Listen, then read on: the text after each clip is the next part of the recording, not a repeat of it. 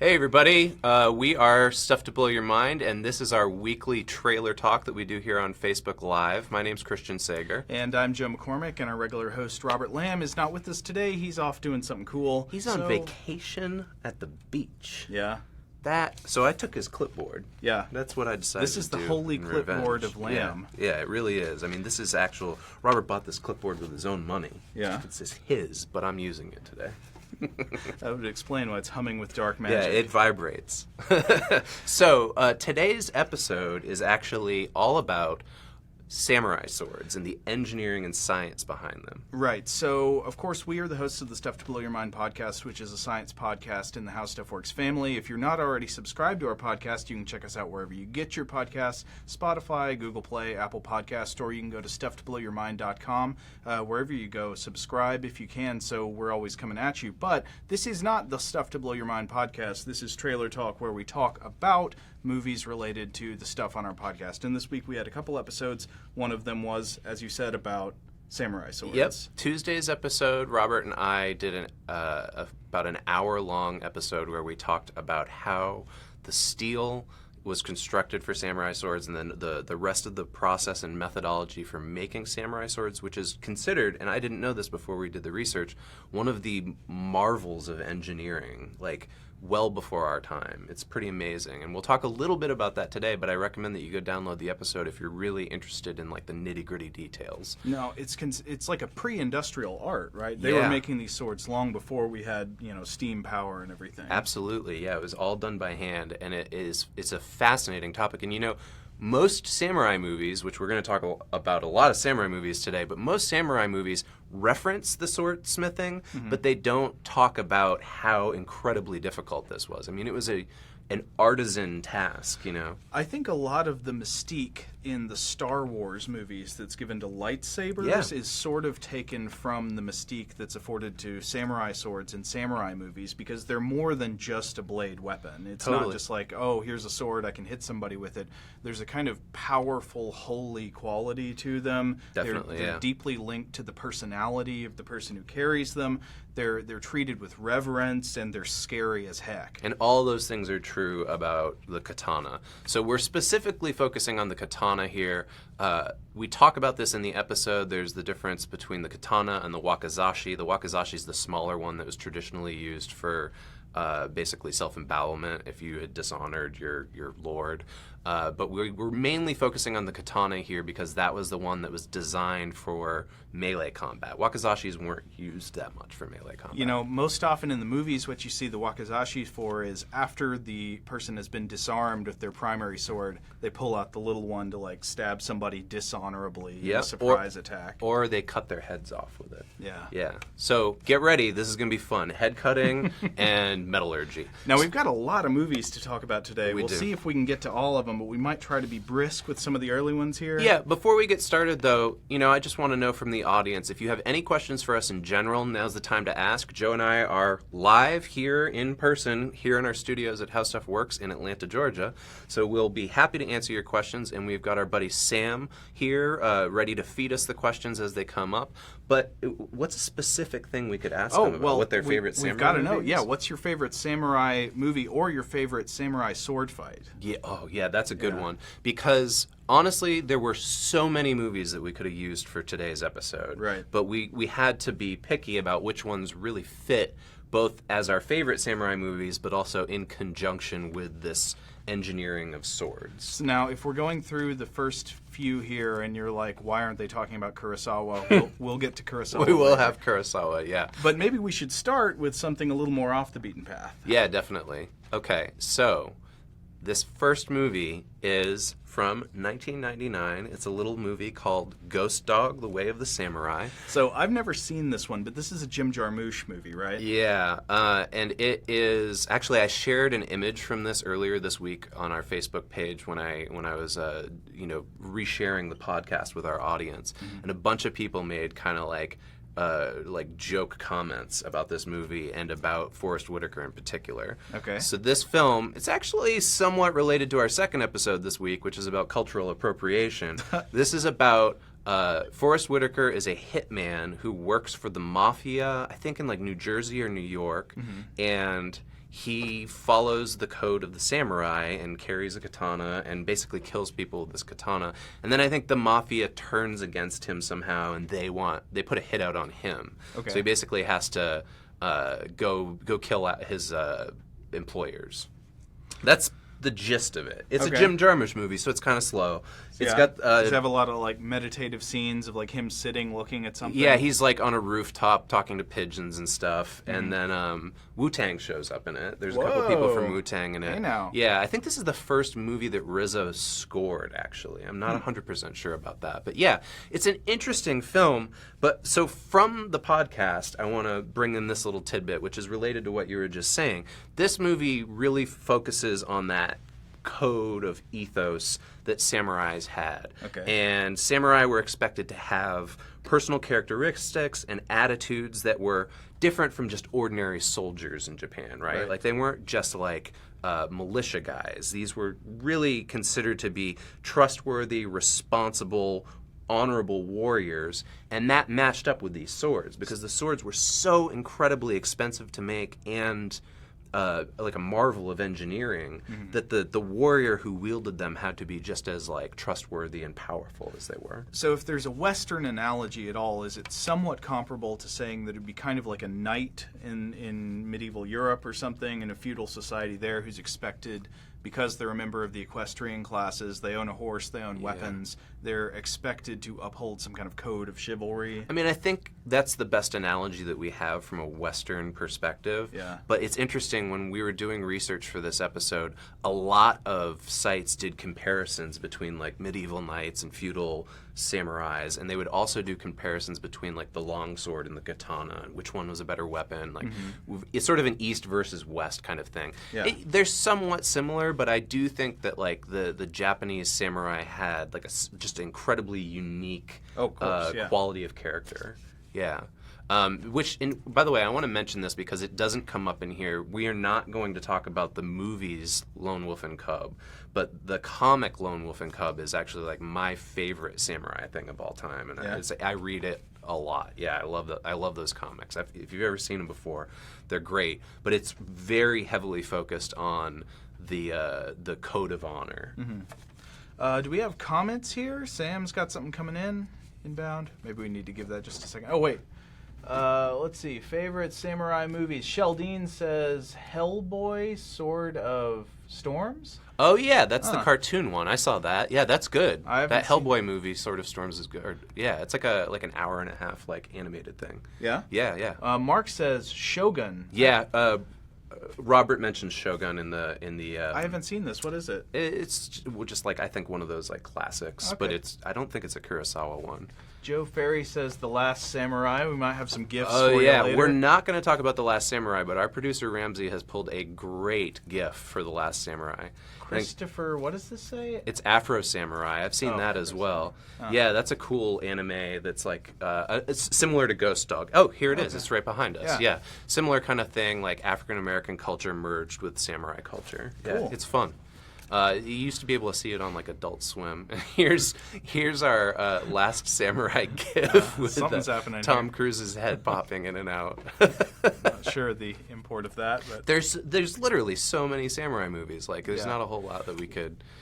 We'd be here for like a whole day if we talked about them all. To make another Western analogy that people often do, people often compare samurai movies to Westerns, like as a film genre. Yeah. But I think basically everything that's cool about Westerns is there in samurai movies, but better. Yeah, I tend to agree. Have you ever seen that movie, The Good, the Bad, and the Weird? No. It's a cool Korean movie. It's not a samurai movie, but it's like it tries to blend that fusion of Western with like Asian martial arts movie. It's fun.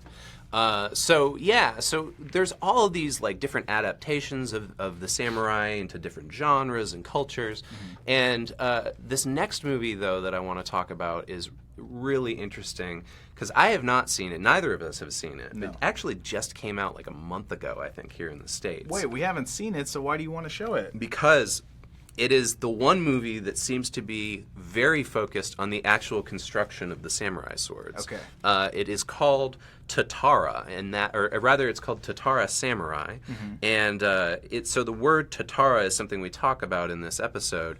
Tatara is the word in Japanese for these clay furnaces that they use to smelt iron ore down into steel. Okay. And so here's some notes from the episode. It took them 3 days and 3 nights to melt this down. They would basically shovel 25 tons of iron-bearing river sand into this thing. So they would just shovel all this sand out from the river, put it in this Tatara, and then cook it, essentially, at 2,500 degrees Fahrenheit for 3 days and 3 nights.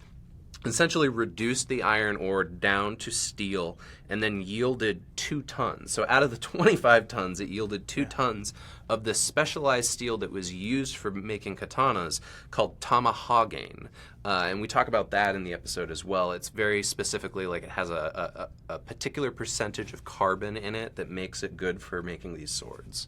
So this film seems to be about a town where its whole economy revolves around making the steel, using these ovens, and then subsequently taking the steel and making swords out of them. It's pretty interesting. I haven't seen it yet, though, and I'd be curious if anybody in the audience has seen it. Is it a good movie? Is it worth us, going out and hunting down? It looks cool. Yeah. I'm excited for it. Looks like a lot of sword fights. What was the last recent samurai movie that you saw that was pretty good?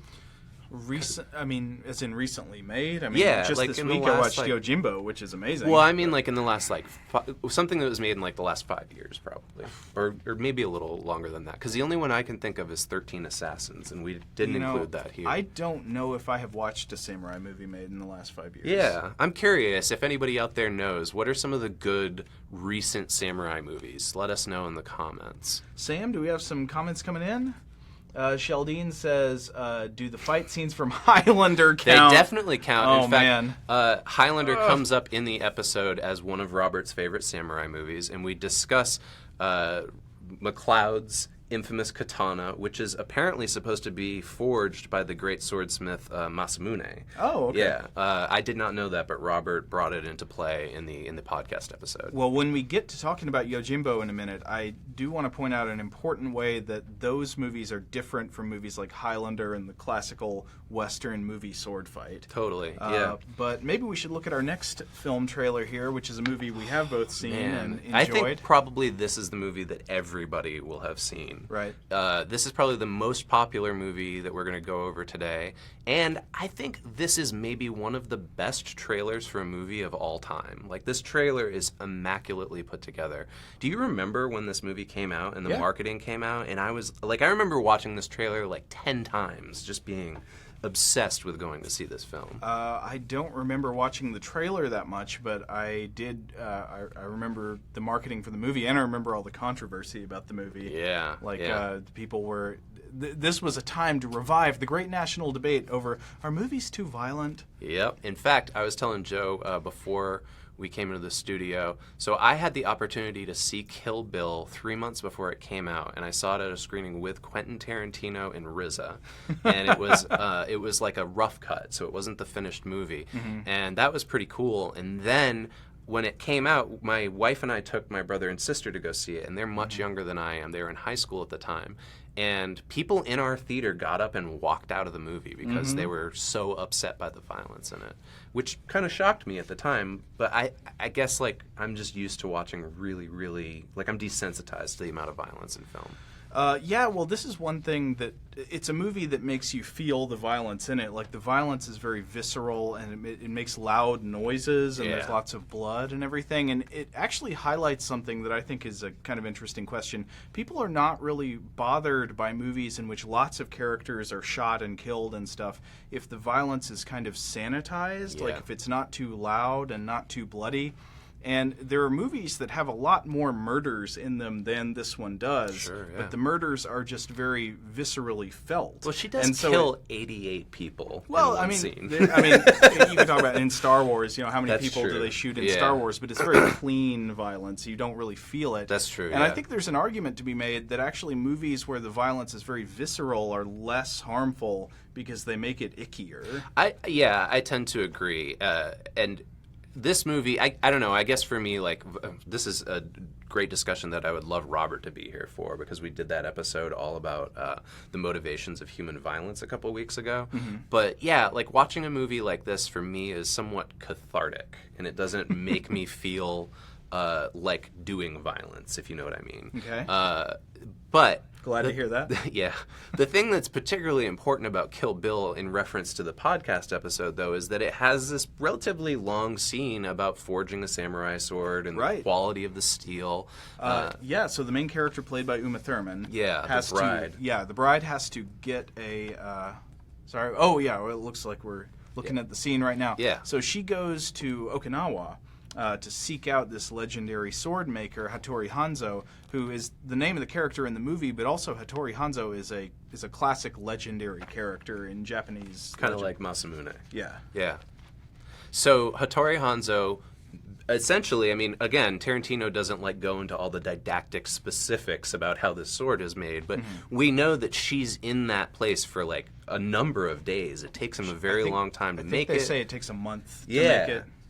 And so what we know from doing the episode, like I said earlier, it takes 3 days and 3 nights just to make the steel, and then it takes around 6 months to make a really high-quality samurai sword. And we'll go through real quickly throughout this trailer talk as we watch some of these other trailers, the process for that. But really, again, I recommend going and listening to the podcast, because we go super in-depth into it. So here we see Hattori Hanzo throwing a baseball at the bride, and she cuts it in half with the sword, I guess demonstrating her skill. That is not how you traditionally test a samurai sword. Oh. And we will get to that. Yeah, you don't throw baseballs at people. In fact, there's a whole process that we'll talk about toward the end of this episode. Are we that's a ready good movie. to look at our next trailer? I guess before we do, we should just remind you, if you just joined us recently, we are the hosts of the Stuff to Blow Your Mind podcast, a science podcast in the How Stuff Works family. You are Christian Sager. And I'm Joe McCormick, and our regular host, Robert Lamb, is not with us today. Now, this is not itself the Stuff to Blow Your Mind podcast. This is Trailer Talk, where we come on here, talk about movies related to the episodes that have come out this week. Just this week, you guys had an episode on samurai swords coming out on Tuesday? Yeah, it came out on Tuesday, and then yesterday we had an episode that's related all about cultural appropriation. And we kind of used the samurai swords episode as a segue into the cultural appropriation episode. If you want to check those out, you should go to wherever you get your podcasts, Spotify, Google Play, Apple Podcasts, or anywhere else. Hit the subscribe button so we're always coming at you thereafter, or go to stufftoblowyourmind.com and check out all the cool stuff we've got there. I think we've got another question. Yeah? What do we got, Sam? Paul says, don't forget about the Seven Samurai. It's the best Western. This is I very totally true. agree. Yeah, so we were talking about this before we came in. We couldn't include Seven Samurai in here. You could basically put all of these Kurosawa movies in here and talk about them all day.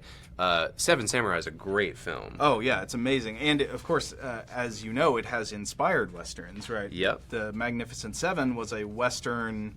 Would you say inspired by Seven Samurai, a ripoff of Seven Samurai? I guess does it give credit? I assume it does. I don't remember what the actual lineage is there, but they just recently remade that Magnificent Seven. Yeah. What was it, last summer or maybe over the winter? I didn't hear a whole lot about that. It had Denzel Washington and Ethan Hawke in it. Oh, really? Yeah. I don't know. So this original Magnificent Seven is kind of fun, but it's not a great movie. It's not like Seven Samurai. Well, then another important distinction: Seven Samurai and Magnificent Seven were both influences on Star Wars. Yeah. So leading up to your lightsaber thing. I think also they say The Hidden Fortress, another Kurosawa movie, was a big influence on Star Wars. We have 2 Kurosawa movies. In fact, we are going to talk about one of them right now. Do we have any more comments before we get to... No? Let's do Yojimbo. Yeah, so this is yet another samurai movie that influenced Westerns. If you have not seen Yojimbo, do yourself a favor, watch it this weekend. Yeah, it's awesome. You will be so happy. It is one of the coolest movies ever made. Yeah, it's fantastic. These Kurosawa movies hold up so well. Yeah. They're so good. This was directed by Akira Kurosawa, Yeah. starring Toshiro Mifune, who is a frequent Kurosawa collaborator. He was in a lot of his biggest movies. Yeah. And Mifune in this movie plays the wandering samurai or Ronin Sanjuro. Right. And so this is the basis for the Western film by Sergio Leone starring Clint Eastwood, A Fistful of Dollars. Right. Beginning the genesis of that character, the man with no name. And that's actually very fitting because the character in this movie is known as Sanjuro, but really he is a man with no name. There's Yeah. a scene in the film where somebody asks him his name, and he comes up with a name that in Japanese, he's looking out a window at a mulberry field. And the name he comes up with means something like 30-year-old mulberry field. This is definitely like one of those movies, like when I got bit by the samurai bug pretty hard, this was like the one that I first went to. Oh, man. And it's well worth it. But I'm sorry, what was the name of the person who just gave us that comment about Seven Samurai? Paul. Yeah. So Paul, Seven Samurai, I would say, is up there with Yojimbo, and then we're going to also talk about Throne of Blood. Yeah. Yojimbo. So I've got a few things to say about it because I think this movie is so cool. So the sword fights in this movie, there's actually not that much sword fighting in the movie. If you go back and watch it, a lot of the scenes are just great drama with swords present. A lot of posturing. A sword fight could break out at any moment. This scene is amazing. Just the two of them, like kind of alpha dogging each other here. But the rare sword fights that happen in the movie are so cool, and they were choreographed and the actors were trained by a Japanese martial artist named Yoshio Sugino, who also worked on Seven Samurai, and he was a traditionally trained Japanese martial artist, and his goal was to make the sword fights look less like the kabuki theater sword fight kind of thing, and more like real sword fights would. And in that style, because they're inspired by the real sword fights, one of the things about the battles in this movie is they're lightning fast and they're over almost immediately. There's not a lot of clanging back and forth like you'd see in a Western, medieval sword fight kind of movie where it's clash, goes on for 10 minutes. In this movie, there is this furiously fast blur of several slashes, and then everybody's dead. I think it gives you like a general idea that like the samurai were wielding these incredibly precise, well-made weapons so efficiently that it was just over immediately. That's definitely what's communicated. Like the character is so cool; he doesn't need to fight for a long time. It's just over before you realize it's even going. Right. Yeah.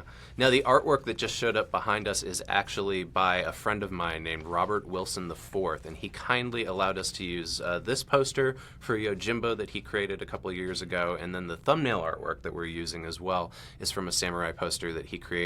If you want to check out more of his stuff, it's Robert Wilson 1V, so Roman numerals for 4, on Facebook. He's got a Facebook page with all that stuff on there. So I wanted to say one more thing that I read about Toshiro Mifune, who apparently took really well to the sword fighting techniques. So I found this quote on a website. It's quoting from the book The Last Swordsman, the Yoshio Sugino story. Okay. And that's about this martial artist who trained the actors on the film. So, quote, in one startling early scene in Yojimbo, for example, Mifume's samurai character provokes 3 local rogues into drawing their weapons, whereupon he explodes into action and cuts all 3 down using movements so swift the eye can barely follow. The technique Mifume used in the scene, called Yakuniki no Tachi, is a particularly difficult one in which the blade is drawn with the right hand using a reverse grip. Okay. So you see this sometimes in the movies where they're not holding it overhand, but they're holding it underhand. Yeah. So he draws it like that, and then it's brought over the head, reversed, and brought down again in another cutting motion. And you can remember this from the movie where he kills somebody on the upstroke and kills somebody else on the downstroke. Yeah, I can't remember what the name is for this particular sword move, but there's a move that just drawing the sword and slicing in one movement, like an incredibly fast movement, has a specific name to it. I can't remember it. But anyway, this quote ends, Mifune carried it off with such explosive precision that even Sugino could not help but be impressed. It makes you think Toshiro Mifune could have been a swordsman in another life. Well, he is like the archetypical samurai in most people's minds right now, other than Tom Cruise. So from the podcast, I do want to mention Yojimbo is a good example for us to talk about how these swords were tested. So you just mentioned, he sliced through these 3 bodies, right? And we saw earlier in Kill Bill, they throw a baseball and she cuts it in half. Right. Well, what they actually did, there was an act that was known as Tamishi Giri, and this was the testing of katanas. And it was actually like I don't know how to explain it other than it was like a policy, like a regulated act by the government. Okay. And basically what it was they would take corpses, whether they were of human beings or of dogs, and they would test the blades out by seeing how many bodies they could cut through at one time. Whoa. And there were stories in the These are literature dead that we bodies? looked up. Yeah, as far as we know, they were dead bodies. The stories went that there was one sword that had a rating of 6 because it could cut through 6 bodies in one stroke, which seems impossible to me. I don't believe that. But yeah, so one of the things we found out is that under the hilt, they would sometimes print a number, and that number would correspond with how many corpses it was able to cut through when it was first tested. So this cutting through the midsection, through the Yeah, spine? I think so, yeah. Wow. And it literally meant the cutting ability of the blade, this word Tamishi Giri. The term itself refers to the training method in which the user slashes conventional mediums. But yeah, we were kind of grossed out by the fact that they used dead dogs. Oh, no. Yeah. But so there's your answer to how they actually tested out these swords to see how good they were. Sam, do we have any comments coming in? Here's one question. Okay. The samurai sword works good against people who are unarmored, but how does it do against people who do have the proper protection? Sam says, somebody asks, how does the samurai sword do against somebody who's armored as opposed to unarmored? You actually do see this in some other Kurosawa movies. There's not so much armor in Yojimbo because it's just criminals and bodyguards and stuff. But in another one we're going to talk about later, in Throne of Blood, which is his adaptation of Macbeth, there are a lot of armored characters. I imagine it's more difficult then because you've got to, depending on how tough the armor is and what the number rating of the sword is, you might have to, make your strikes more precise. Well, this is actually where the miracle of the engineering of the katana comes into play, okay? So without going real deep down the rabbit hole in the science here, they're constructed out of 2 types of steel. One is low carbon and one is high carbon. And the one steel is used as the core of the sword, and it has a soft, flexible core. And that allows it to take blows and to hit things really hard without shattering. Then the high quality hard steel on the outside is really sharp, which allows it to cut through things, but it would shatter if it was just all made out of this stuff. Right. So it was designed in that way so that specifically it could hit things like armor and other swords, or just really anything that it came up against without breaking. And yeah, another thing that we saw in the literature, that there were sometimes ways that they would test swords, they would literally take chunks of metal and see how many inches the sword could cut through into the metal. And it was like something crazy. I think they used, I want to say they used brass maybe, and they cut 4 inches into brass or something like that. Whoa. It was nuts. So yeah, armor would help, but it was actually these swords were designed so that they could mainly slice through armor if they had to. Now, I guess the without breaking.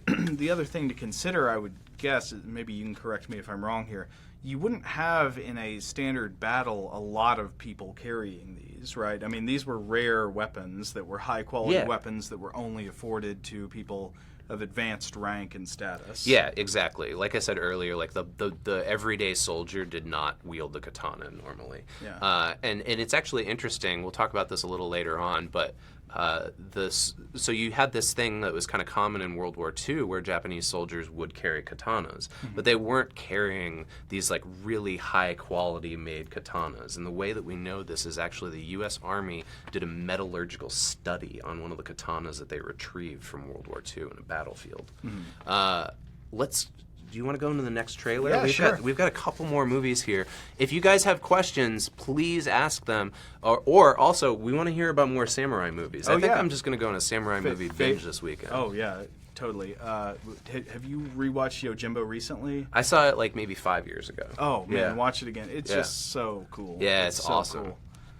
Okay, what's our next trailer here? Well, I think speaking of cultural appropriation... Oh boy, this one. Yeah. So this was suggested to us by our producer, Ramsey. I had never heard of this movie before. This movie is called Blind Fury. It's from 1989, and it stars Rutger Hauer, and it is an Americanized ripoff of the Zatoichi films, which were these Japanese blind swordsman films. Yeah, the Zatoichi movies are huge. I want to say there's something like 20 Zatoichi movies or something like that. There's a lot of them. But so it's about a blind master swordsman. It stars Rutger Hauer. It's also just an awesome grab bag of 80s character actors that you see pop up in 80s action movies. So it's got Terry O'Quinn, the stepfather and the guy from Lost. He played John Locke in Lost. Terry O'Quinn's amazing. He was in Millennium. It's got, it's got Randall Tex Cobb. You know him. He's the guy from Raising Arizona, the biker, and he's in a bunch of other 80s action movies. He always plays the heavy, the tough henchman guy. Yeah. It's got Meg Foster, it's got Lisa Blount from Prince of Darkness, and it's got Nick Cassavetes playing this redneck assassin. He's later the guy who went on to direct the Nicholas Sparks movie, The Notebook.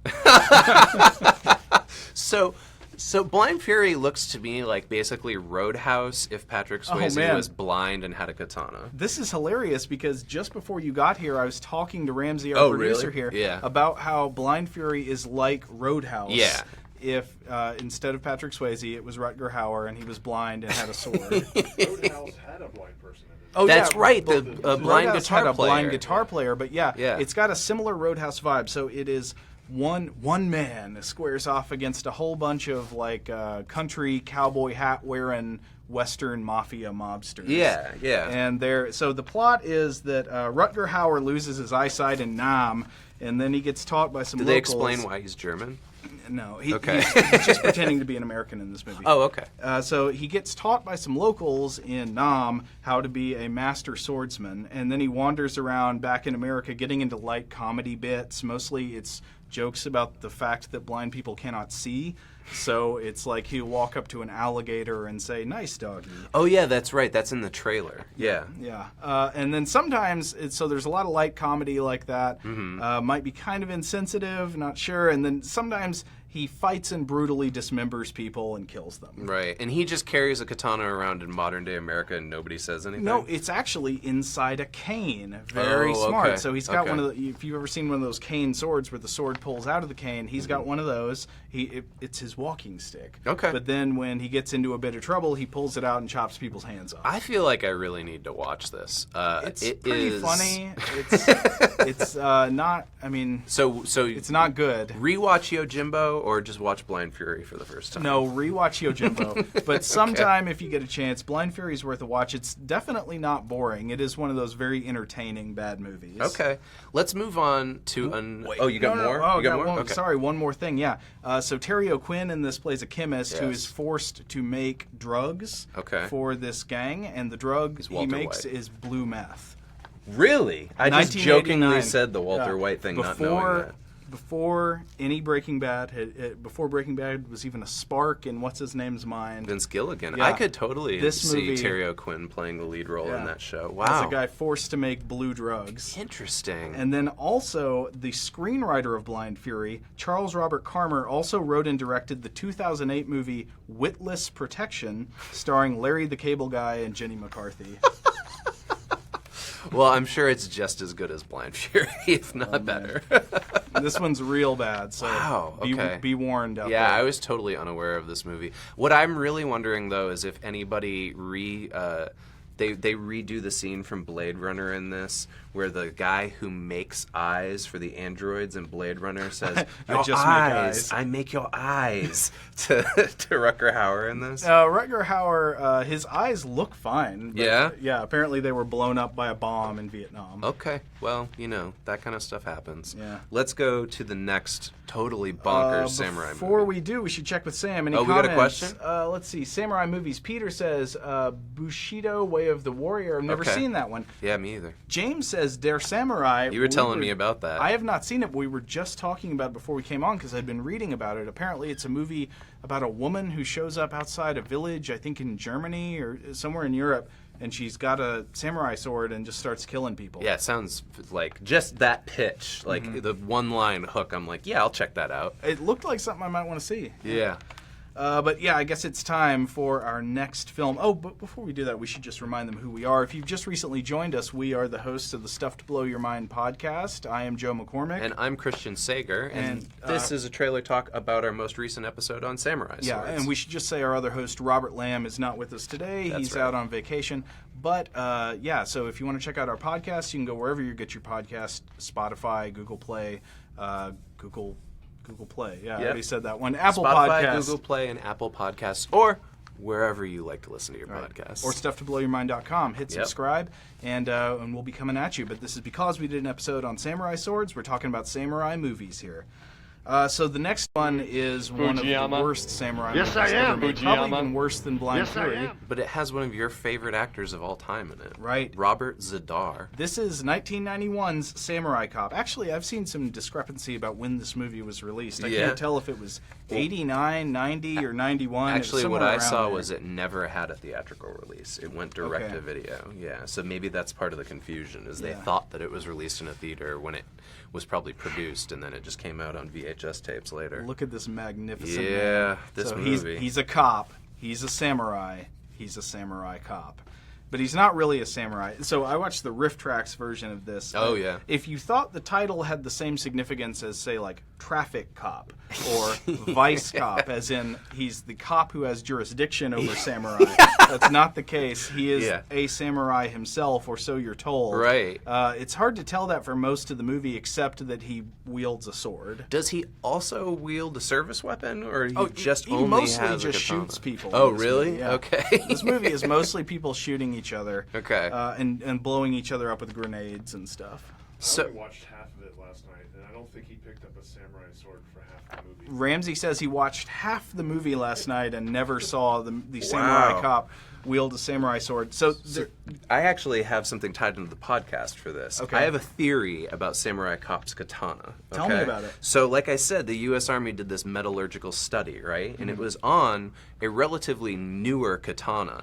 And these katanas are nowhere near as well made as the feudal Japanese ones were. They don't use that same process of making the steel. And here's what they found about that sword, and I think that's the kind of sword Samurai Cop is wielding, which is why he doesn't try to cut people with it very often. Yeah. It doesn't have the right percentage of carbon in it. It was air cooled instead of quenched. So rather than putting it into water in a very specific way, they just let it cool in the air. And it was possibly constructed at the wrong angle, so it didn't cut through people as well. All of this stuff, plus, I bet it used European steel instead of the tomahawk that I mentioned earlier, that like really well-made steel that took 3 days to smelt. So maybe that's the reason. If you're the person who made Samurai Cop, let us know if I'm right. So one of the things that's really fun about Samurai Cop is that it's one of these movies where you can tell that some scenes of dialogue were shot with the actors being in different places at different times. Okay, yeah. So you've got one guy delivering his lines and doing facial reactions. Oh, here we go. Yeah, some facial reactions in like a different room with different lighting. Yeah. They don't even know what the other actor is saying that they're reacting to. They're just being fed their lines in a separate place. And then somebody cut it all together. Wow. Well, I believe it. I mean, hey, they were on a budget, you know? Yeah. You do what you can. Also, the main character is played by this actor named Matt Hannon, who basically did nothing else. He was on an episode of Jag. He's really good at popping his eyes. He is a very muscly dude who sometimes in this movie has long brown hair and sometimes is wearing a long brown women's wig. Really? And I don't know if this is true, I read online that what happened was that he thought he was done filming his scenes, and he cut his hair short, and the director's like, all right, we got a few more for you, buddy. Oh, no. And so they got him callback? this long women's wig that does not look like his real hair. That might be it. That might be what forced him out of acting forever, is really the haircut. This movie, just from watching the trailer alone, it's upsetting. I don't think anybody should watch it. But Robert Zadar's in it. Oh. He's pretty pretty awful. This is also one that's pretty funny if Yeah. you're interested in funny Yeah, it bad sounds like the movies. Riff Tracks version would be the way to go on this. Do we have something else there, Sam? Yeah. Okay. Who would win? Samurai Cop versus Hollywood Cop versus Time Cop. Time Cop would obviously for Time win Cop, yeah. because if he fails, if he loses, he can travel back in time and try again. Plus he's got infinite attempts. Jean-Claude Van Damme. Right. Yeah, I think in a fight, Jean-Claude Van Damme would definitely take this guy. Though I don't think I know Hollywood Cop. Who's Hollywood Cop? I don't either. Actually, now that I think about it. Sam, do you know what that's talking about? It's basically the movie the guy made before Samurai Cop. Oh. So there were just variations on cops. He uses a gun instead of a sword. Oh, Okay. Yeah, so the guy behind Samurai Cop, I think, was... Well, no, actually, no, I'm confusing him with the guy who made Blind Fury. I don't know anything about the guy who made Samurai Cop. So why don't we go from the utterly ridiculous Okay. to one of the best samurai movies of all time? And this is Okay. how we're going to close out with our last Kurosawa movie. This is, of course, Throne of Blood. So this is Kurosawa's adaptation of the Shakespeare play Macbeth. Yeah, And it is. Wow, it's so good. I would say it is the best screen adaptation of Macbeth, or at least the best one I've Yep. seen. Yeah, I agree. I love it. And it is... Oh, man. I don't know how to describe it other than just, like, super creepy. Oh, yeah. Like, the supernatural elements of it, like, send chills up your spine. So it's 1957, and the film is, made with the technology of the time, but the atmosphere that they can generate with almost no special effects, really, is just amazing. Like I know they shot a bunch of scenes in the Mount Fuji region. Yeah. Because Kurosawa wanted a film dominated by fog and mist, and there's often a lot of fog and mist around Fuji, and so they had to specially build a castle for this movie on like the volcanic soil of Mount Fuji because they wanted this desolate kind of landscape. Yeah. And then nearby there is this forest that plays into the film, the Spiderweb Forest, some of which is shot in the Fuji Forest. I think that's the same forest that's now infamous for being a place with a lot of suicides. Oh, is that right? I didn't realize that was the suicide forest. Well, I think it's the Fuji area, so I think it's the same forest or an Interesting. adjacent forest. Have you seen that movie yet? There's a movie called Suicide Forest that just came out like maybe 6 months ago. It's got Natalie Dormer in it. No, I don't know. Yeah. I mean, it's Sam's actually, giving us a thumb down, so No, he says it's it's not not. good. Okay. Anybody Oh, out there okay. seen Suicide Forest? But let's get back to Throne of Blood. Well, Throne of Blood is an awesome movie. Toshiro Mifune is back. So he Yeah. plays the Macbeth character in this, Washizu. He is amazing in this movie. And the movie, we're talking about samurai swords, but this movie is actually pretty short on swords. Yeah, It yeah. does not have the traditional sword fight between Macbeth and Macduff at the end. Right. There's In a lot of fact, big battle scenes. I think there is no Macduff character in the movie. Instead, it's mainly about his relationship with his wife. Yeah. Yeah. And so in the end, yeah, he doesn't have to fight Macduff because at the end, Washizu's own men, when they see the forest, Spiderweb Forest, being uprooted and rising against the castle, just like happens in Macbeth, they turn on him and they fire like 1,000 arrows at him. And I was reading about how they filmed this. So I kept thinking while I was watching the movie, how'd they do it? Because it looks like arrows are just flying into the wall all Yeah. around him. I think you see it for a minute in this trailer. They yeah. actually were. So Really? They had trained archers shooting arrows all around the actor into Wow. the wall, and I guess they were just confident enough in the skill and accuracy of these archers. Wow. They could have all these arrows going into the wall all around him. He had like prosthetic, fake arrows sticking out of his body. Yeah. But you'd see arrows flying into the wall, and it looked so real. Yeah, I couldn't that's understand crazy. how they did it, and they just did it. I guess he trusted them. I don't know. If I'd been that actor, I would have really wanted to talk to those people beforehand. Like, where'd you train? You Well, know? I would imagine. So here's one of the things that a lot of people don't know about samurai, and I learned this because we did not an episode for the podcast, but an episode of our video series, What the Stuff, that Joe and I both worked on in the past. We did an episode about samurai, and one of the things that I learned from that was apparently samurai were known as archers well before they wielded katanas. So Yeah, that shows up in Throne of Blood. I mean, Yeah. they talk more about their bows and arrows and stuff than they do about swords. Totally, and it wasn't until like the basically like the invention of the katana and this like incredible steel making process that they switched over to those swords.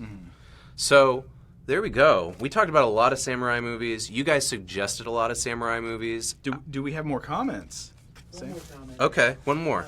what do you like more, Western adaptations of Eastern stories or Eastern adaptations of Western stories? Oh, Sam says, what do we like more, Western adaptations of Eastern stories or Eastern adaptations of Western stories?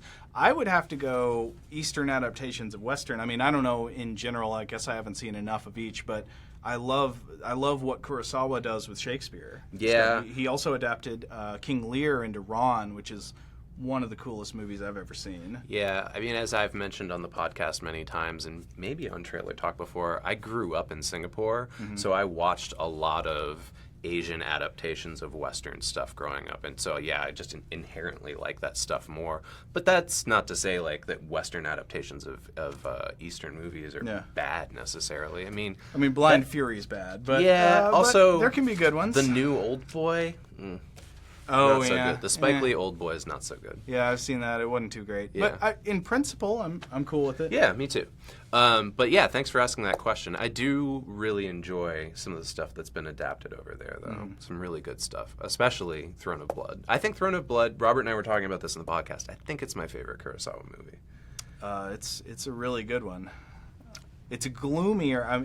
That's great for you, right? It's his gloomiest movie that I've seen. Yeah, it doesn't have that spirit of fun like Yojimbo and Seven Samurai do. Yeah, I think you can see like a line from Throne of Blood to like Japanese horror movies of today. Yeah, totally. Yeah. Oh, there is if you've never seen Throne of Blood and you want to be convinced that you should watch it, I bet there's a clip on YouTube of this. Just look up the version of the witches scene that's in Throne of Blood, where it's not witches.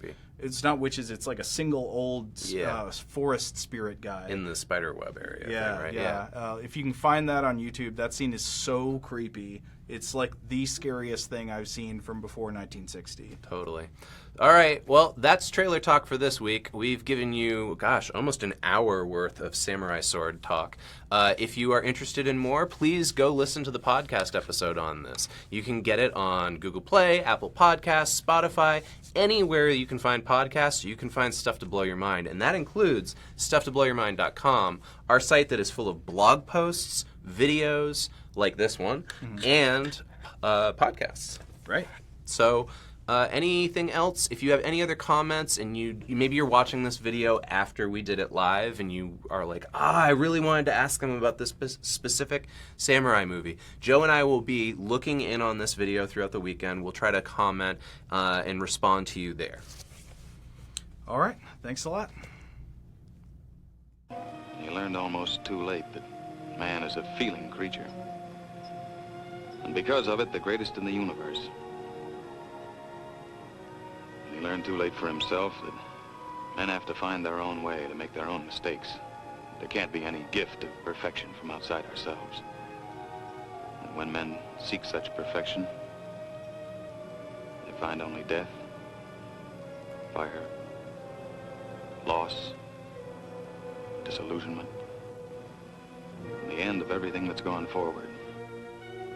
Men have always sought an end through toil and misery. It can't be given, it has to be achieved. There is hope, but it has to come from inside, from man himself.